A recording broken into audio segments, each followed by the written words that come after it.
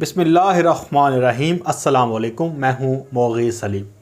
नाजरीन, आपके साथ 3 अहम तरीन ख़बरें जो हैं वो शेयर करनी है। पहली ख़बर इंटरनेशनल रिलेशन से है और वो है जनाब तुर्की ने अपना सफ़ीर जो है वो इसराइल के लिए तैनात करने की या मुकर्रर करने की मंजूरी दे दी है।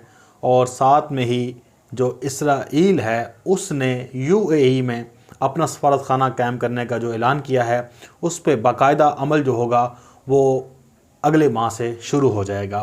साथ में ही एक और इससे जुड़ी खबर है कि अमेरिका ने तुर्की पर पाबंदियां लगाई हैं। उन पाबंदियों पर बात करेंगे, ख़ास तौर पे मुस्लिम उम्मा के मामले पर तुर्की का किरदार और इसराइल के साथ ताल्लुकात के ऊपर थोड़ी सी गुफ्तगू करेंगे। इसके साथ एक पाकिस्तान के जो इस वक्त जो सूरत हाल है, आपको पता है कि पीडीएम का जलसा लाहौर में बुरी तरह फ्लॉप हुआ। उसके बाद उसको जस्टिफाई करने के लिए एक प्रेस कॉन्फ्रेंस की गई।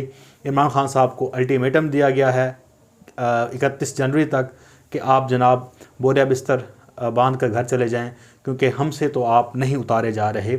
उसके बाद फरवरी में लॉन्ग मार्च आपके सामने होगा।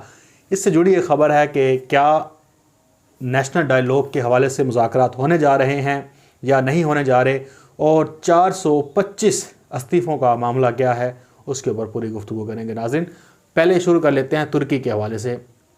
हम सऊदी अरब को बहुत क्रिटिसाइज़ कर रहे थे और करना भी चाहिए कि सऊदी अरब वो उस तरह से जो एक मुस्लिम उम्मत मुस्लिमा का लीडर होता है उस तरह से किरदार अदा करने में नाकाम रहा है। और सऊदी अरब ने अपने एक तो ज़ाती मकासद जो होते हैं और दूसरे उसने अपने तिजारती मकासद हासिल करने के लिए इसराइल के साथ जो है वो पींगे बढ़ाई हैं, उनके साथ मुलाकातें की हैं, और फिर उसने जो अपने इत्तेहादी हैं उन्हें जो है उनके ऊपर प्रेशर डाला कि आप इसराइल को तस्लीम करें। और मुस्लिम ममालिक ने एक एक करके इसराइल को जो है तस्लीम करना शुरू कर दिया।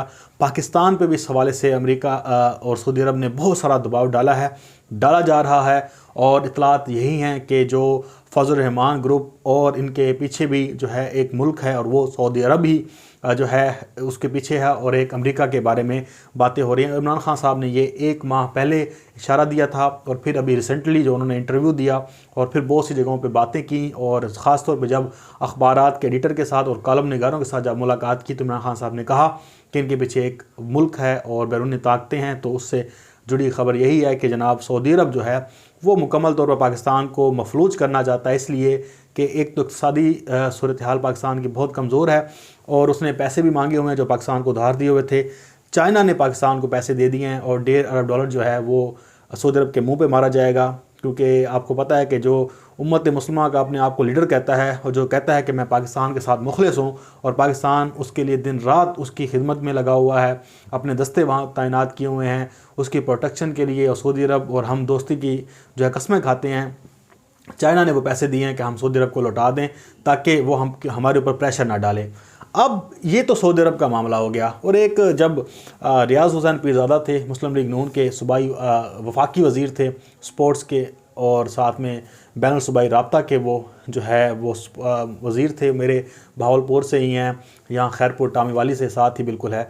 तो खैरपुर टामी वाली में जब वो मैं एक बार गया उनके पास शेख वाइन में, तो उन्होंने बैठा था। मैंने कहा अभी आप रिसेंटली पीरज़ादा साहब चाइना का दौरा करके आए, दोस्त थे हमारे, उनके साथ मैं गया था तो एक नशस्त थी उनके साथ। मैंने कहा पीरज़ादा साहब ये चाइना के साथ आपने जो है बड़े अच्छे आपने माहदे किए हैं और ख़ास तौर पे आपने भी चाइना का विज़िट किया है, तो मामला क्या है? तो बड़ा चाइना हमारा दोस्त है और इस मनसूबे से फ़ायदा कितना होगा? तो उन्होंने मुझे कहा, चाहे वो नून लीग से थे लेकिन वो एक अच्छे इंसान हैं, विजनरी लीडर हैं।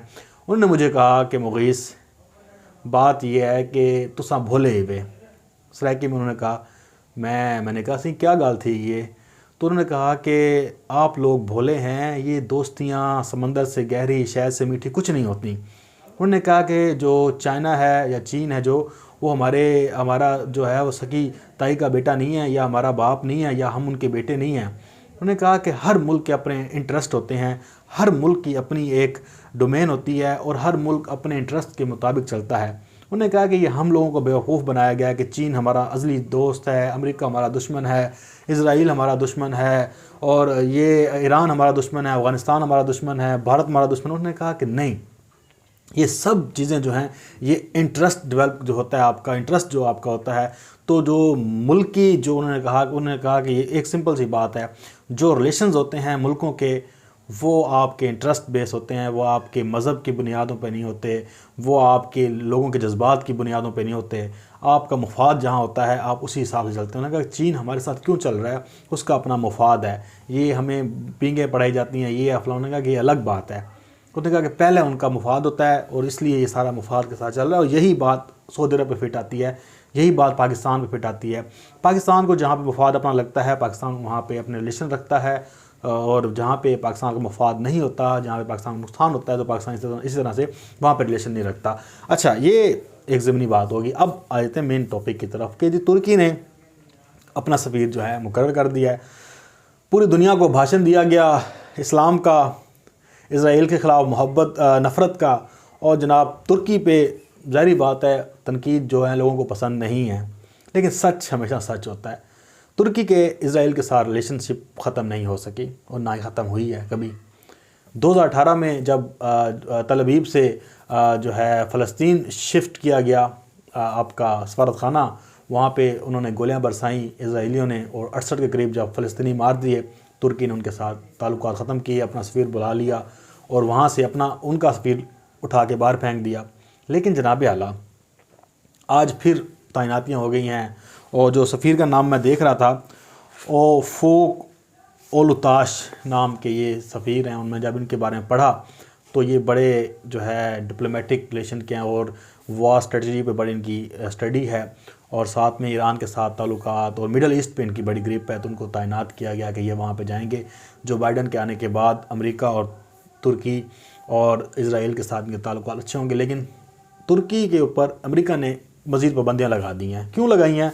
कि उसने रूस से जो है वो मिज़ाइल टेक्नोलॉजी इस्तेमाल हासिल की है, जो एक तो मिज़ाइल टेक्नोलॉजी ली है, एक डिफेंस सिस्टम उनका लिया है। तो सऊदी अरब ने तो अमेरिका ने, देखें आप जितना मर्ज़ी किसी के साथ अच्छा कर लें, अमेरिका आपको नहीं छोड़ेगा। अमेरिका बहादुर के जहाँ पे अपने अपने मफाद होगा, वो अपने अच्छे से अच्छे दोस्त को बर्बाद कर देता है इस्तेमाल करके, और जो उसका बुरे से बुरा दुश्मन होता है उसका अंजाम वो फिर आपको पता है कि कैसे होता है। वो अपने दुश्मन को भी माफ़ नहीं करता, दोस्त को भी माफ़ नहीं करता, सिवाय वो बड़ी पावरों के, क्योंकि अपनी उसकी जो उसके साथ करीब हैं बड़ी पावर्स, उनके साथ उसके ताल्लुकात सही होंगे। उसके अलावा अमेरिका, चाहे आप इसराइल को बीच में ले आएँ, सऊदी अरब के साथ भी अमेरिका ने बहुत बुरी करनी है। नाजरीन, ये पाकिस्तान शुक्र है उनके चक्कर से निकला, नहीं तो अमेरिका ने पाकिस्तान को भी बड़ा तबाह करना था। ये तो पाकिस्तान की एजेंसी, पाकिस्तान की मिलिट्री ने सोचा कि अमेरिका की दोस्ती जो है वो बहुत महंगी पड़ रही है, दुश्मनी तो आपको पता है वैसे ही महंगी है, तो उन्होंने इससे दोस्ती भी ख़त्म कर दी। अब तुर्की के साथ देखें कि वो उम्मत मुस्लिम को ये भाषण देते हैं कि जी इसराइल ये कर रहा है, वो कर रहा है, ख़ुद उनके साथ पींगे बढ़ा रहे हैं पाकिस्तान के साथ। पाकिस्तान जब रिलेशनशिप रखने की बात आती है तो यहाँ पे एक वैसे भी तबका है जो उठ खड़ा होता है, और मैंने इसके ऊपर बड़ी डिस्कस भी किया है कि ये एक बड़ा पाकिस्तान में मसला है। मिलिट्री डिक्टेटर इसके ऊपर नहीं रह सका कि इसराइल के साथ रिलेशन रखना नहीं रखना, तो एक आम जो जमहूरी हुकूमत है वो कैसे कर सकती है ये काम। इसके लिए बड़ा दिलगुर्दा चाहिए, बड़ा फ़ैसला है, इसके लिए ये करना बहुत मुश्किल है। पॉलिटिकली आपको नुकसान होगा, लेकिन आपने अपना मुफाद देखना है। नाजरीन, आपने अपना मुफाद देखना है। आप जब चारों तरफ से आपको मार पड़ेगी, जब आप ईरान की हालत देख लें, ईरान की मैशत तबाह बर्बाद कर दी, उनका स्टांस है, वो खड़े हुए हैं, लड़ रहे हैं, वो अलग बात है। लेकिन ईरान ने क्या हासिल किया है पूरी दुनिया के साथ लड़ के? ईरान माशी तौर पे कमज़ोर हुआ, ईरान अपने लोगों को भूखा मार रहा है, हर चीज़ कर रहा है, लेकिन उसे कहाँ पे फ़ायदा हुआ, ये सोचने की बात है। बहरहाल, क्योंकि जब आप मजबूत होते हैं तो फिर आप टक्कर भी लेना जानते हैं, और आप फिर लोगों को आंखें भी दिखाते हैं, लेकिन आप जब कमज़ोर होंगे तो आप किसी के साथ टक्कर नहीं ले सकते, अपना नुकसान ही करते हैं। बहरहाल, जो चीज़ मैं समझाना चाह रहा था वो आप तक पहुँच गई होगी। और इसराइल के साथ देखें, यूएई ने ताल्लुकात रखे हैं, उनका अपना इंटरेस्ट है, मज़े हैं, पैसे ऐसे आ रहे हैं। तो अगले माह तक जनाब आइंदा माह यूएई में सफारतखाना खुल जाएगा, सऊदी अरब भी मज़े करेगा, यूएई भी मज़े करेगा, तुर्की भी मज़े कर रहा है। तुर्की ने भी इसराइल के साथ सफ़ीर भेजा, और पाबंदियाँ पाकिस्तान पे बताई हुई हैं। पाकिस्तान जो है वो खड़ा हुआ है, जनाब हम अलम लेकर चलेंगे, उम्मत मुस्लिमा के लीडर बनेंगे। जनाब गूगल ने अब एक ज़ीशान भाई हैं, चाइना में होते हैं, उन्होंने मुझे एक मैसेज भेजा। उन्होंने कहा कि यार ये गूगल हमारे साथ ज़्यादती कर रहा है कि वो जो कादियानियों वाला मसला है, वहाँ पे उनके खलीफा जो हैं उनको जो है पाकिस्तान मुसलमानों का रिसेंटली खलीफा बताया जा रहा है और अपडेट किया गया। विकीपीडिया पर भी, गूगल पे आप लिखें कि पाकिस्तान का इस टाइम करंट खलीफा कौन है, तो वो कादियानी का आ जाता है। अब मैं नाम लेना पसंद नहीं करता, बहरहाल वो उनका अपना अकीदा है। तो ये एक बड़ा जुल्म है। देखें ना, मुसलमानों के पास क्या है, ना आपके पास इंफॉर्मेशन टेक्नोलॉजी की मदद है, ना आपके पास ताकत है कि आप किसी मुल्क को एहतजाज करके वो चीज़ें डाउन करा सकें। और वो इतने ताकतवर हैं अगयार और यूरोप के मतलब है हथकंडों पे चलने वाले कि वो जो मर्ज़ी करते रहें। लेकिन इससे मुसलमानों की और हज़ूर सल्लल्लाहु अलैहि वसल्लम की शान में कोई कमी नहीं होगी। लेकिन ये एक वॉर है। अब आप जब खलीफा लिखते हैं वहाँ पे, तो वो कादियानी के जो रहबर हैं वो आ जाते हैं, जनाब पाकिस्तान के मुसलमानों के रिसेंटली खलीफा। तो इसको देखें, गूगल और जो यूरोप कर रहा है मुसलमानों के साथ, ये सेंटिमेंट उभार रहा है। ये गलत करते हैं। जब इसका रिएक्शन आता है तो वो कहते हैं जी दहशतगर्दी है, हालांकि वो दहशतगर्दी पहले खुद करते हैं, चाहे वो जिस अंदाज में हो। ये भी दहशतगर्दी है कि आप मुसलमानों की जज्बात से क्या खेलते हैं। जब कोई खलीफा मुसलमानों में जब ये अकीदा है कि नहीं आना, तो ये कैसे हो सकता है कि आप लोगों ने खलीफा बनाया हुआ है, और अजीब व गरीब सी। लेकिन इस पर एहतजाज बनता है और अच्छी बात है, करना भी चाहिए कि जो मेजॉरिटी मुसलमानों की है वो क्या कहती है। मिनॉरिटी का अलग से आप लेकर उन्हें आप जो है फ़ायदा पहुंचा रहे हैं। अब नाज़रीन आ जाते हैं पाकिस्तान के हवाले से 425 नशिस्तों के इस्तीफ़े। एहसन इकबाल ने दावा किया है कि जब इकट्ठे आएंगे तो फिर ज़िमनी इलेक्शन नहीं होंगे, जनरल इलेक्शन होगा। लेकिन 425 नशिस्तों पर इस्तीफ़े नहीं आएंगे, ये हुकूमती सोर्स भी कह रहे हैं। और मरीम नवाज़ जो अभी लाहौर का उन्होंने चक्कर लगाया, जो नून से शीन निकली है, इससे भी अंदाज़ा हो गया है कि नून लीग में से शीन निकल चुकी है, मीम लीग अलग हुई है। और ये अथेंटिक है कि जो अंदरूनी लाहौर है और जो शहबाज शरीफ का ग्रुप था वो नहीं मुतहरक हुआ। और जो ख़बरें आ रही हैं कि मरीम नवाज़ ने जो शहबाज शरीफ, हमदा शहबाज के यूनियन कौंसिल की बुनियादों जगहों पे जो उनके नुमाइंदे थे उनको टास्क नहीं दिया, बल्कि अपने लोगों को भर्ती किया। तो ये जो एक सामने चीज़ आई है, इससे नज़र आ रहा है कि ये बिल्कुल भी नकारा हो गई है। मेरे ख्याल मक्खी आगे बैठी है जिसकी वजह से ये थोड़ा सा स्क्रीन पे आ रहा था। अच्छा, तो मैं परेशान हो गया, मैंने कहा यार ये स्क्रीन अचानक जो है वो ब्लैक कैसे हो गई। और मैं थोड़ा सा जो है मैंने कहा शायद कोई मुझसे गलती हुई है या मैंने बटन दबा दिया। अच्छा, दोबारा टॉपिक पे आते हैं, आपका वक्त ज़ाया ना हो। तो नून लीग में से शीन लीग तो निकल चुकी है। वो शीन लीग जो थी वो शहबाज शरीफ ग्रुप के लोगों को मरीम ने हटा दिया। मरीम पार्टी पे कब्जा करना चाहती थी, लेकिन पार्टी पे कब्जा करना इतना आसान नहीं था। और ये जो लोग कहते हैं जी नून लीग में से 2 ग्रुप हैं, नहीं हैं, हामिद मीर रोज़ाना बुनियादों पे कहता है कि यार जी उसमें ग्रुप नहीं निकला। सर जी, नून लीग में वाकई जंग है और ये बात सच है, इनमें इक़्तिदार की जंग है। मरियम पार्टी पे कंट्रोल हासिल करना चाहती है। शहबाज शरीफ कहता है कि यार सारी ज़िंदगी मैंने भाई की खातिर धक्के खाए, आज जब मेरी बारी आई तो मरियम को आगे कर दिया गया। नहीं बर्दाश्त होता सर। तो एक तो ये मामला हो गया। अब ये 425 इस्तीफ़े मुकम्मल तौर पर तो नहीं आ सकते। ज़ाहिर बात है कि नून लीग के जो MPs हैं वो उस्मान बुज़दार साहब के साथ मिल रहे हैं। MNAs जो हैं वो तहरीक इंसाफ की गवर्नमेंट के साथ मिल रहे हैं, उनके ऊपर भी मतलब है कि चेक एंड बैलेंस रखा हुआ है तहरीक इंसाफ ने। लोग जो हैं ज़्यादा से ज़्यादा जो है ये सारे मिला के 425 हैं, तो इतने ये इस्तीफ़े आ नहीं सकते। लोग बिल्कुल इनसे जब ये देंगे इस्तीफ़े, क्योंकि दे नहीं रहे ना, इनको डर यही है आज दे दें नहीं दे सकते, कल दे दें नहीं दे सकते। इनको डर यही है कि जिस दिन हमने इस्तीफ़े दिए या जमा कराने की कोशिश की, हमारे लोग फिर जाएंगे, हमारा ये भी जो पता है ख़त्म हो जाएगा। इसलिए इसको अब पीछे रखा हुआ है इन्होंने, लॉन्ग मार्च की तरफ आगे हैं 31 दिसंबर को अपने पास रखना है, सब कुछ रखना है। तो एक ये और एक नेशनल डायलॉग के हवाले से हुकूमती वज़रा बिल्कुल चाहते हैं, हुकूमत भी चाहती है कि इनके साथ डायलॉग किया जाए और अगले इलेक्शन तक इनको मनाया जाए कि अगले इलेक्शन तक आप इंतज़ार करें और ये मुल्क के साथ आप दुश्मनी ना करें। अगर आपने मुज़ाकरात करने हैं तो आए बैठें, आपके जो मुज़ाकरात हैं, जो मुतालबात हैं, हम मानने को तैयार हैं, लेकिन NRO नहीं।